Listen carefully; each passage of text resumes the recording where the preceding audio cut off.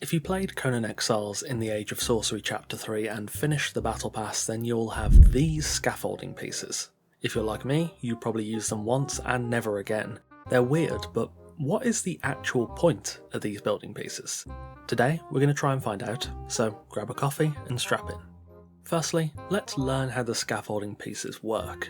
There are three versions: the platform, the ramp, and the support. The platform and the support are roughly 1 foundation long and half a foundation wide, whereas the ramp is 2 foundations long and half a foundation wide with, of course, an interior ramp.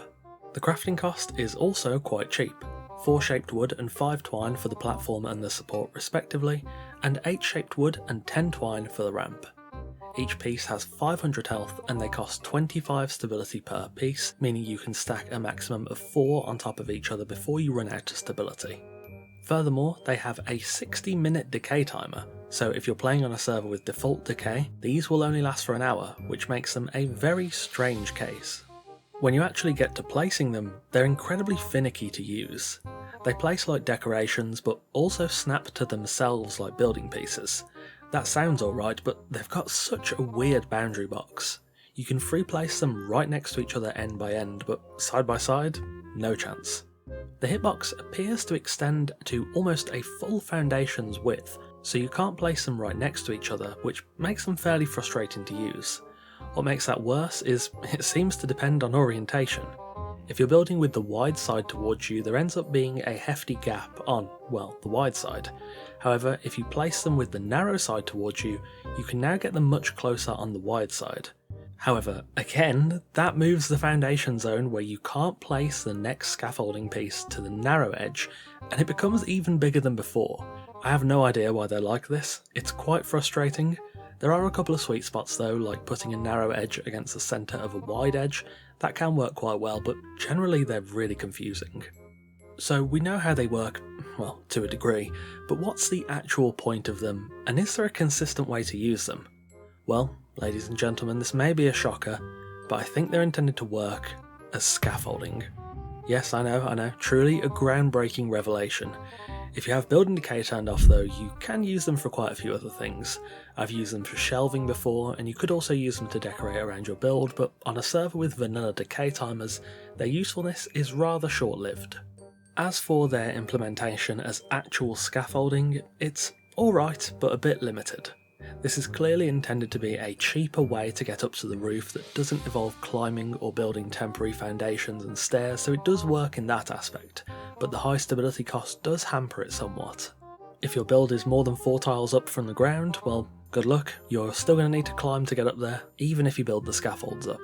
So then, let's say you're building something 4 tiles high and you need to get up to the roof. What's the best way to do that with scaffolding? Well, there are 2 methods. The first is a bit more work, but I think it's a bit more immersive if you wanted to build that way. Lay out a line of platforms end to end. Every 2 tiles will be a 1 tile height increase, so if you want to get up to the max height of 4 tiles, build a row of 8 platforms. Then replace the first 2 tiles with a ramp, removing the second platform in, as it will only replace the first. Build another ramp leading up from that one, then supports across, another ramp, and repeat the process until you reach 4 tiles high. From there, you can build as many stacks of 3 supports and a platform at the top as you need to create a walkable surface atop the scaffolds. When you're done, just delete everything on the bottom row with your hammer and you'll get all your materials back, so the cleanup is pretty quick. The other method is a lot easier. You just build a single stack of platforms to whatever height you need, up to a max of 4 of course. You can then climb up and shuffle onto each level, which allows a bit more flexibility at the expense of it being a bit harder to navigate. Unfortunately, scaffolds don't really like being placed on foundations, they only really like clipping into the actual ground below, so you can't increase their height that way, at least not consistently.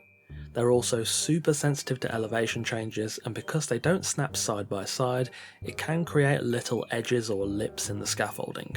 Despite that, they can be sunk into the ground to a considerable degree, so you can buff those differences out.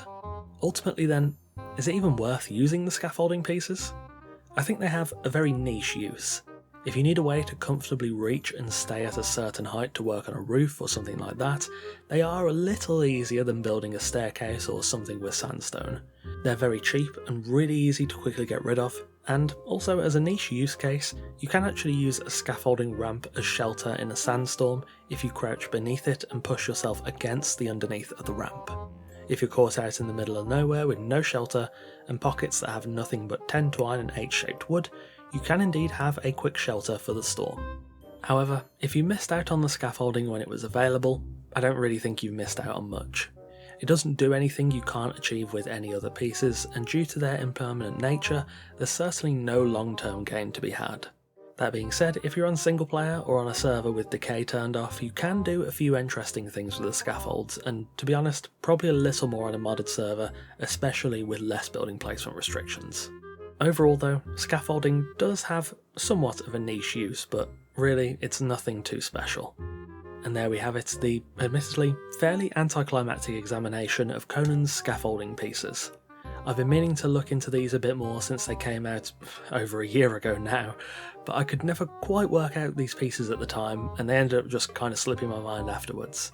I know I've had a few comments about them recently and when I've used them very occasionally, so hopefully this video does answer those questions. Thank you for watching, and of course a massive thanks to our wonderful esteemed coffee cultists for continuing to support the channel over on Patreon. Make sure you subscribe for more Conan tips, guides, builds, lore videos and more. Take care, and I'll see you soon.